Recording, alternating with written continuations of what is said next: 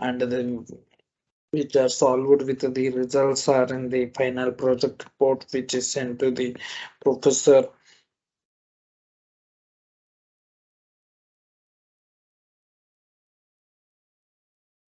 And moving to the next part, which is compare the convolutional neural network performance.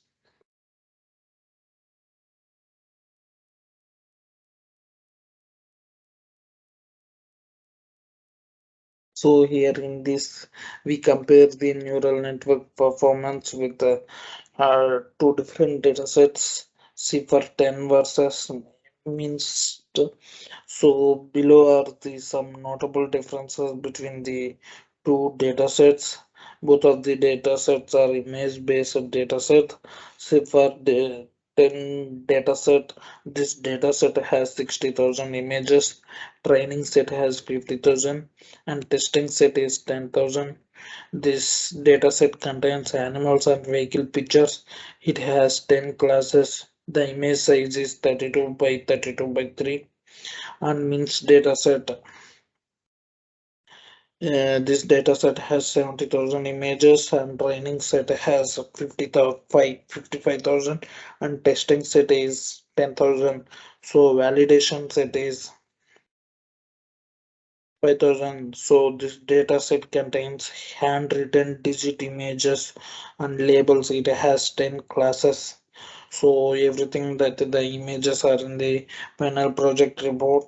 So we can observe that in this part 4 the photos are below, where which the photos which are submitted are in blurred because the curtain has more complex pictures due to the color or image they are attempting to display vehicle and animals rather than the more evident numbers. So this the diagrams depicts the difference between the CIFAR 10 and MINS dataset. Though so in this the structure is different.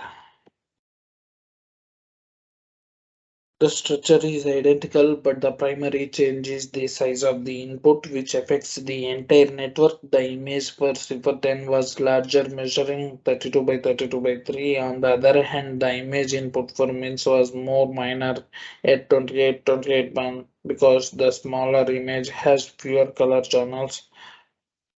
5 by 5 for the first convolutional layer, the initial pooling was 2 by 2. The second convolutional layer was 5 by 5. The final pooling layer was 2 by 2. And the Sipperton CNN dropped as low as 2 by 2. They were flattened into a single deep vector to fit into fully connected layers. However, their sizes varied throughout the model. So in this, comparing the accuracy level of Super 10 CNN to means the CNN, in comparing the accuracy of both models,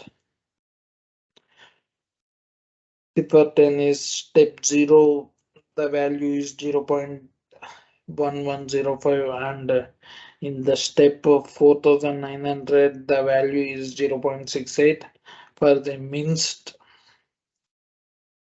step 0 is 0.1715 and step 4900 is 0.99. So in this both the results we can observe that the difference is accuracy right away. With the cipher 10 we started with 0.11 accuracy with the minst, so we begin with the 0.1715 accuracies. The main distinction is the step from 0 to 100.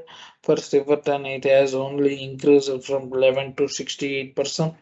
It rises from 17% to 99%, which means this is enormous and 99% accuracy in most. We have the we have for the anti-Silverton model as a result means it is a superior model.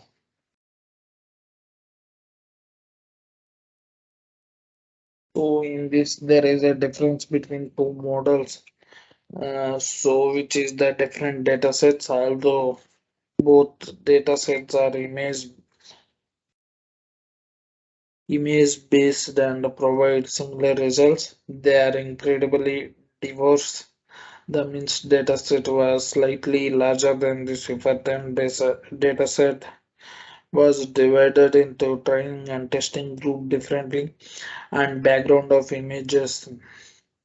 The second distinction between the two models is the color scale, with the SIFR-10 model using a color scale and the MINS model using a grayscale. This color variation has a significant impact on the model's forecast. So in this quality of input data is the image difference between the two models is the following difference in input data quality. The Second included more complex images such as images of animals and cars. Means dataset on the other hand had images of handwritten numbers with black or white backgrounds that were easier to read and visible. The distinction influenced the model's processing. So in this image size, the last difference I see between the two models is the image size for Cipher 10 and the means, which is substantially smaller than the Cipher 10. As a result, not only the means image smaller but less data was fed to the model, allowing the model to predict more accurately. So the conclusion for this part 4 was after completing all of this process for both models, I feel that, in my opinion, based on the results, everything, I feel that CPR10 model was weaker than the means model. Into the part 5, in this part 5, I removed one convolutional layer and one pooling layer before rerunning the model to check how it works and whether it improves the accuracy. So based on the prior diagram, I shrunk it and removed one convolution layer and one pooling layer, but everything else remains the same.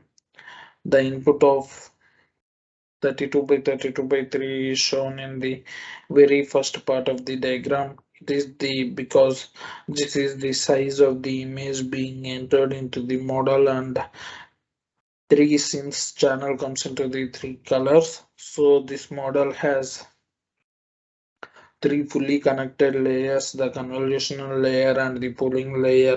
Once this is completed, the last pooling layer is flattened and sent to the model to be trained and tested, after which we will receive our output. So first import the data as we did it in part 3 and then build the model. Everything is the same except in step 28 where we left the filter shape was 5 comma 5 comma 3 comma 32, which is same for both, also because we don't have a second convolutional layer.